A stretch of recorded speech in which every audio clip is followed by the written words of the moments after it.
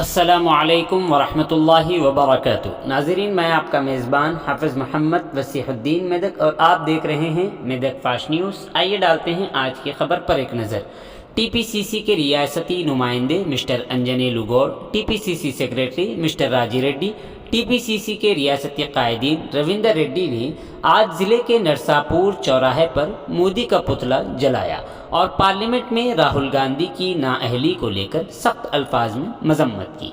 इस मौके पर टीपीसीसी के रियासती नुमाइंदे मिस्टर अंजनेलु गौड़ ने कहा कि राहुल गांधी की नाअहली पर पार्लियामेंट की तारीख का सियाह तरीन दिन और हिंदुस्तानी जमहूरियत पर एक अनमिट दाग है। उन्होंने कहा कि मरकज़ी हुकूमत को राहुल गांधी के मुल्क भर में सफ़र का अच्छा रद्द-ए-अमल हज़म नहीं हो रहा है। राहुल गांधी ने लोगों को बताया कि किस तरह मोदी ने आवाम का लाखों करोड़ों का पैसा अडानी कंपनियों को दिया है।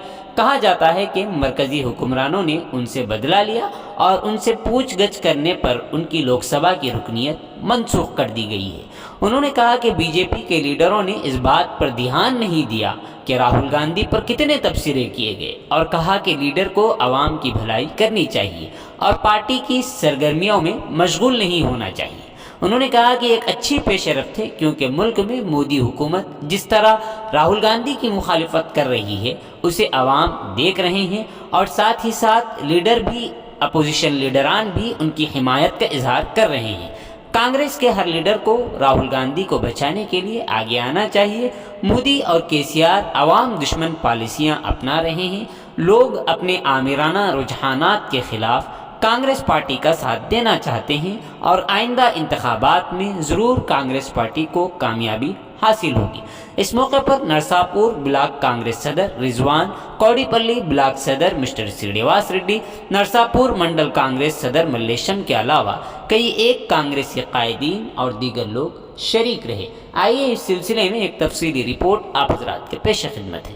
नाजरीन, जैसा कि आप देख रहे हैं, हम ज़िले मेदक की तारीख़ में पहली मरतबा उर्दू ज़ुबान में आप तक ज़िले की अहम ख़बरें पहुँचा रहे हैं। लिहाजा हम आपसे गुजारिश करते हैं कि आप लोग भी ज़रूर हमारे चैनल को लाइक करें, शेयर करें और सब्सक्राइब करें और साथ ही साथ बेल आइकन के बटन को भी दबा दें ताकि हमारी जानिब से जब कभी भी किसी भी किस्म की अपडेट दी जाए तो उसकी इत्तला आपको नोटिफिकेशन के ज़रिए सबसे पहले मिल सके। नाजरीन, अगर आप लोग अपने कारोबार या किसी और किस्म के मुताल्लिक़ हमारे चैनल पर इश्तिहार देना चाहते हों या फिर एडवर्टाइजिंग करवाना चाहते हों तो हमारे सेल नंबर 9000214611 पर हमसे रब्त पैदा करें। आइए न्यूज़ के सिलसिले में एक तफसीली रिपोर्ट आप हजरात के पेश खिदमत। చట్టపరిధిలో రాహుల్ గాంధీ గారి మీద ఈరోజు దేశ వ్యతిరేక శక్తులు కొంతమంది కుట్ర పన్ని ప్రజాస్వామ్యాన్ని అబస్సుపాలు చేసే విధంగా, భారత రాజ్యాంగాన్ని కించపరిచే విధంగా ఈరోజు గాంధీ కుటుంబం అంటే ఈ దేశానికి సంపద, గాంధీ కుటుంబం అంటే ఈ ప్రజాస్వామ్యానికి గుడ్డలు పెట్టలాంటిది.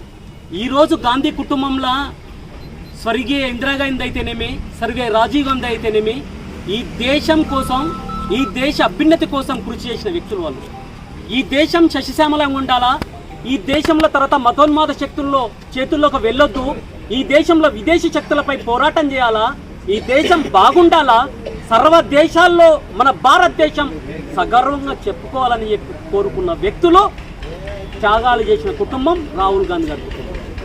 ఆ రాహుల్ గాంధీ గారిని వారన్నది ఏంటంటే నీరవ్ మోడీ, లలిత్ మోడీ వీళ్ళందరూ కూడా వేలాది కోట్ల రూపాయలు అదానీ అంబానీకి ఇస్తున్నారు అని చెప్పి పార్లమెంట్లో కానీ మిగతా కానీ కన్యాకుమారి నుంచి కాశ్మీర్ నుంచి భారత్ జోడో అంటే అన్ని వర్గాలు అన్ని మతాలు కలిసిమెలిసి ఉండి భారతదేశాన్ని సంఘటితం చేయాలా, ఈ సంఘటితం చేసి ప్రపంచ దేశాల్లో భారతదేశ ప్రతిష్టవించాలన్న తప్ప పదవుల మీద ఆకాంక్ష లేనే లేదు. 2 సార్లు అవకాశం వచ్చినా ఈ దేశ అభ్యున్నతి కోసం, ఈ దేశ గౌరవం కోసానికి మనకు మన్మోహన్ సింగ్ గారిని వాళ్ళు ప్రధానమంత్రి చేయడం జరిగింది. అమ్మ సోనియా గాంధీ గారు ముఖ్యంగా తెలంగాణ బిడ్డలు చనిపోతుంటే చలించిపోయి రాహుల్ గాంధీ గారు కూడా ఆ రోజు తెలంగాణ ఇవ్వాల్సిందే, ఒకవైపు పార్టీ నాశనమైనా సరే, ఒకవైపు పార్టీ ఏదైనా సరే పార్టీ కాదు ముఖ్యం, మన దేశ ప్రజలు ముఖ్యం, తెలంగాణ ప్రజలు ముఖ్యం, తెలంగాణ ఆకాంక్ష 60 సంవత్సరాల ఆకాంక్ష అని చెప్పడం జరిగింది.